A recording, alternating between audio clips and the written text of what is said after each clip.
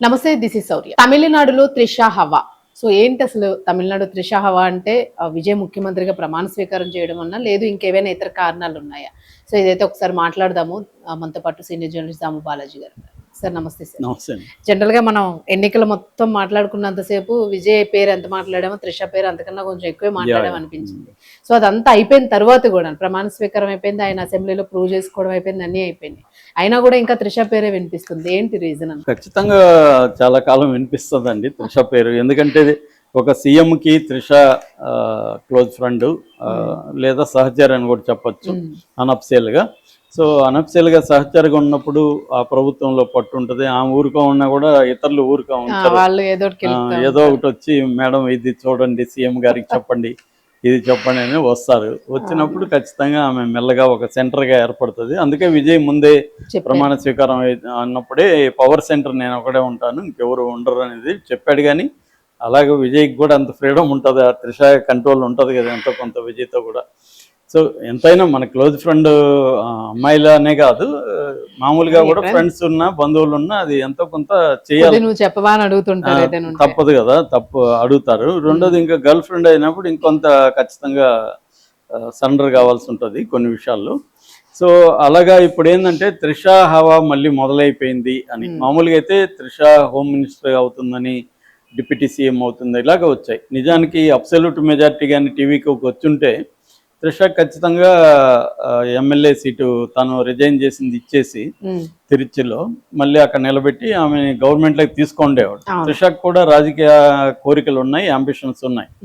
So ఇప్పటికిప్పుడు ఆమెమి ఇతనికి ఇబ్బందిగా మారే అవకాశం ఉండదు, ఎందుకంటే వాళ్ళకి కూడా తెలుసు. కానీ ఇప్పుడు ఏమైంది, ఆయనకి 108తో ఆగిపోవడం, ఇతరుల మీద డిపెండ్ అయ్యి 5 పార్టీల మీద డిపెండ్ అవ్వడం, ఇప్పుడు 6వ పార్టీ కూడా అంటే రెబల్స్ కూడా ఆయనకి సపోర్ట్ చేశారు, ఏఐడిఎంకే. సో ఒక రకంగా 6 పార్టీల మద్దతుతో ఆయన గవర్నమెంట్ ఫామ్ చేశాడు. కాబట్టి ఏ నిర్ణయం తీసుకున్నా ఆయన్ని మిగతా వాళ్ళు ఊరికే ఉంచరు. ఫర్ ఎగ్జాంపుల్ ఆయన ఫస్ట్ నిర్ణయమే దెబ్బ కొట్టింది. అదేంటంటే రాధన్ పండిట్ వెట్రివేల్ అని ఒక జ్యోతిష్యుడు ఉన్నాడు, విజయ్కి పర్సనల్ జ్యోతిష్యుడు. ఆయన పొలిటికల్ క్యాంపెయినర్ కూడా, అంటే పొలిటికల్ మీడియా కోఆర్డినేటర్ కూడా ఆయన. సో ఆయన జయలలితకు కూడా పర్సనల్ ఇదిగా ఉన్నాడు. తర్వాత జయలలిత ఎట్టి పరిస్థితుల్లో జైలుకి పోదని ఆయన జ్యోతిష్యం చెప్పాడు, కానీ జయలలిత జైలుకి వెళ్ళింది, అందువల్ల ఆయన్ని పక్కన పెట్టేసింది జయలలిత. అయితే ఇప్పుడు విజయ్కి అతను పర్సనల్ జ్యోతిష్యుడు. అతను టీవీకి 100% వస్తుంది, సునామీ లైక్ స్ట్రెంగ్త్ విజయ్కి ఉంటుంది అని కూడా చెప్పాడు. ఆయన చెప్పింది పక్కగా అవ్వకపోయినా గవర్నమెంట్ అయితే ఫామ్ చేసింది కాబట్టి ఆయన మీద గురి కుదిరినట్టు ఉంది విజయ్కి. సో అందుకనే ఆయన్ని OSD to CM political, OSD అంటే ఆఫీసర్ ఆన్ స్పెషల్ డ్యూటీ, సీఎంకి పొలిటికల్ అడ్వైజర్గా పెట్టుకున్నాడు. అది పెట్టగానే విమర్శలు తీవ్రంగా వచ్చాయి. అసెంబ్లీలోనే అన్ని పార్టీలు ఇంక్లూడింగ్ తనకు మద్దతు ఇచ్చిన లెఫ్ట్ పార్టీలు, వీసీకే, ముస్లిం లీగు అందరూ కూడా అతన్ని విమర్శించారు.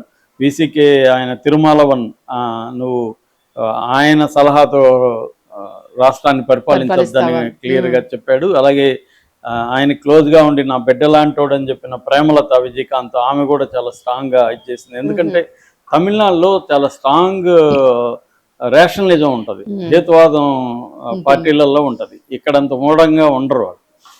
ప్రజలు ఉండొచ్చేమో కానీ పార్టీలు, ద్రవిడియన్ పార్టీలు చాలా స్ట్రాంగ్గా ఉంటారు వ్యక్తులుగా పక్కన పెడితే. సో వాళ్ళందరూ పైగా ఈయన ఫేవర్ చేసినట్టే కదా, నీకు వ్యక్తిగత అస్ట్రాలజర్ని తీసుకొచ్చి ఓఎస్డీగా పెట్టి గవర్నమెంట్ ప్రజల డబ్బు అతనికి ఇస్తావా అనేది ఇచ్చేశారు. దాంతో విజయ్ వెనక్కి తీసుకోవాల్సి వచ్చింది, అంటే భంగపాటు కలిగిందని చెప్పచ్చు ఫస్ట్ నిర్ణయం. అలాంటిది ఇప్పుడు త్రిషాకి ఏమన్నా చేస్తే వీళ్ళు ఊరుకోరు కదా. మళ్ళీ త్రిషాకి ఏమి క్వాలిఫికేషన్స్ ఉన్నాయి, ఏమి అర్హత ఉంది, ఆమె ప్రజల కోసం ఏం చేసింది, సో ఆమెకి రాజకీయ అనుభవం ఏంటి, ఆమెను ఎందుకు నువ్వు ఇప్పుడు డిప్యూటీ సీఎం ఇంకోటి చేస్తున్నావు అని విరుచుకుపడతారు. అందుకనే ఇవన్నీ తెలిసే విజయ్ ముందే డిక్లేర్ చేసేసాడు. ఆమెను కూడా ఎక్కడ ఉంచాలో అక్కడ ఉంచాడు. లేకపోతే ఇప్పుడు ఆమె ఎక్స్ట్రా కాన్స్టిట్యూషనల్ శక్తిగా మారిపోయిందంటే అది పెద్ద హెడేక్ అయిపోతుంది. మనం చూస్తున్నాం కదా, ఇక్కడ కొడుకులు లేకపోతే రకరకాల వాళ్ళు ఎంతెంత ఇబ్బందులు పెడుతున్నారు. సో అందుకని ఆమెను దూరం పెట్టాడు. అయితే దూరం పెట్టాడంటే కంప్లీట్గా ఆమెకి ఏమి రాజకీయాల వరకు దూరం పెట్టాడు, కానీ ఆమెకి ఇంపార్టెన్స్ లేదని కాదు. తన వ్యక్తిగత జీవితంలో ఇంపార్టెన్స్ ఉంటుంది. ఇంపార్టెన్స్ లేకపోతే ఆమెకి విఐపి దీంట్లో ఫస్ట్ రోలో ఆమెకి ఎందుకు ఆహ్వానం వస్తారు, ఆమె వచ్చి చాలా హడావిడి ఎందుకు చేస్తుంది. సో కాబట్టి ఆమె ఇంపార్టెన్స్ ఆమెకు ఉంటుంది. తన జీవితంలో కానీ పబ్లిక్ లైఫ్లో కూడా ఆ మేరకు ఇంపార్టెన్స్ ఉంటుంది, కానీ అఫిషియల్గా ఉండదు. అనఫిషియల్గా ఎంతో కొంత ఉంటుంది. అలాగే ఇప్పుడు ఏం జరిగిందంటే ఆమె నటించిన సినిమా ఈరోజు రిలీజ్ 14th, కరుప్పు అనే సినిమా పేరు. అది సూర్య, సూర్య హీరో, ఈమె హీరోయిన్. అది ఈరోజు రిలీజ్. మామూలుగా అయితే ఇక్కడ మనకి తెలుసు కదా, స్పెషల్ షోలు, ప్రతి సినిమాకి స్పెషల్ షోలు, టికెట్ రేట్లు పెంచుకోవడం అనేది ఇక్కడ కామన్. కానీ తమిళనాడులో ఆ కల్చర్ లేదు. ఇప్పుడు ఇంతకు ముందున్న గవర్నమెంట్లో అది అలో చేయలేదు, స్పెషల్ షోలు లేవు. స్టార్ సినిమాలు కూడా మామూలుగా రిలీజ్ అవ్వాల్సింది. అట్లాంటిది first time Vijay special show దీనికి పర్మిషన్ ఇచ్చాడు. దీనికి కారణం త్రిషాని వీళ్ళు పట్టుకున్నారు. త్రిష వెళ్ళి ఆమె విజయ్కి చెప్పింది ఇలాగా దీనికి ఇవ్వు అని. సో అతను ఇప్పటి వరకు ఉన్న తమిళనాడు ట్రెడిషన్ పక్కన పెట్టి ఈ సినిమాకి ఇచ్చాడు. ఆయన సంతకం పెడుతున్న ఫోటో తీసుకొని వీళ్ళు దాన్ని వైరల్ చేసుకున్నారు makers. Dream Warrior Pictures cinema banner పేరు, దాని ప్రొడ్యూసర్ ప్రభు తీసుకొని ఈరోజు 9 నుంచి 2 రోజుల పాటు, ఈరోజు 9 o'clock నుంచి రేపు వరకు నైట్ వరకు స్పెషల్ షోలకి పర్మిషన్లు ఇచ్చారు. ఇది చాలా హెల్ప్ అవుతుంది ఈ సినిమాకి. ఎందుకంటే ఈ సినిమా సూర్యకి వరుసగా ఫ్లాపులు వస్తున్నాయి. ఇది కూడా 32 నెలలు అయింది ఇప్పటికి ఈ సినిమా స్టార్ట్. Almost 3 years ఉనింది. దీని ట్రైలర్ కూడా అంత పెద్ద బడ్జ్ రాలేదు. ఇదేంటంటే ఫాంటసీ యాక్షన్ సినిమా. ఒక అడ్వకేట్ ఉంటాడు, వాడు విలను. అతను కేసుల్ని మొత్తం తారుమారు చేస్తుంటాడు కోర్టుల్లో.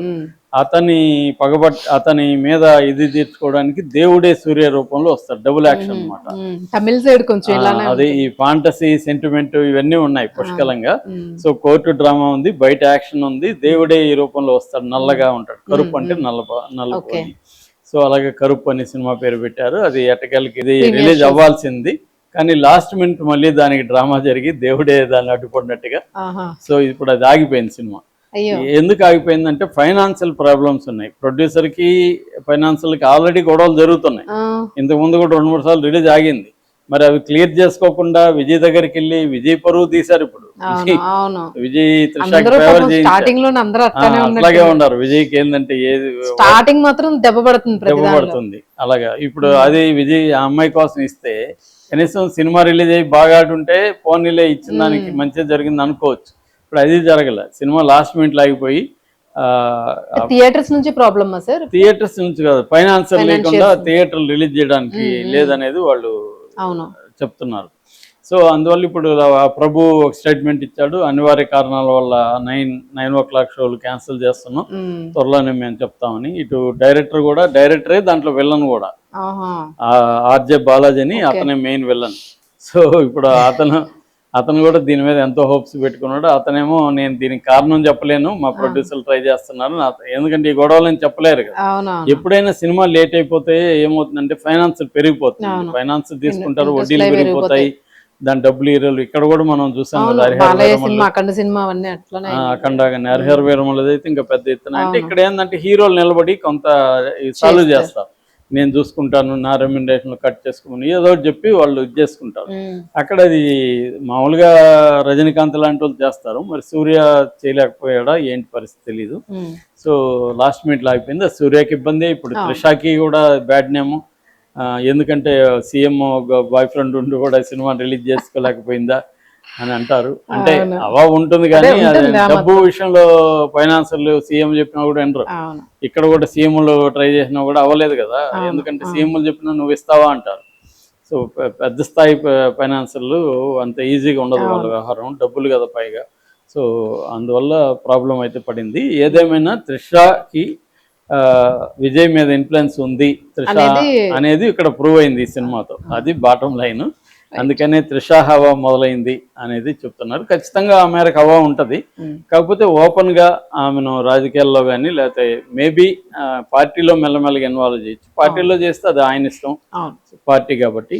అలాగేమన్నా ఈమెని పార్టీలో ఒక పొజిషన్ ఇచ్చి, ఎందుకంటే ఇప్పుడు పార్టీలో యాక్టివ్గా ఉన్న ఆనంద్ లాంటి ఎవరైనా వాళ్ళు ఒకవేళ పక్కకి వెళ్ళినా కూడా వాళ్ళంతా ఆల్రెడీ గవర్నమెంట్కి వచ్చేసారు, అవును మినిస్టర్లు అయిపోయారు.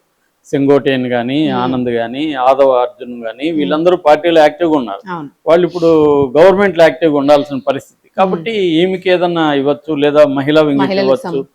అలాగే ఏమైనా జరిగే అవకాశం అయితే ఉంది. అది ఇమీడియట్గా కాకుండా కొంత టైం చూసుకొని, కొంత అతను సెటిల్ అయినాక ఇది అవ్వచ్చు. ఎందుకంటే ఇతనికి ఎక్స్పీరియన్స్ లేదు, విజయ్కి ఏ రకమైన రాజకీయ అనుభవం లేదు, అడ్మినిస్ట్రేటివ్ అనుభవం లేదు, అసలు ప్రజా జీవితంతో సంబంధం లేదు. అవును అలాంటి వాడు అయిపోవడం వల్ల కొంత సెటిల్ అవ్వడానికి టైం పడుతుంది. పైగా అవతల గట్టిగా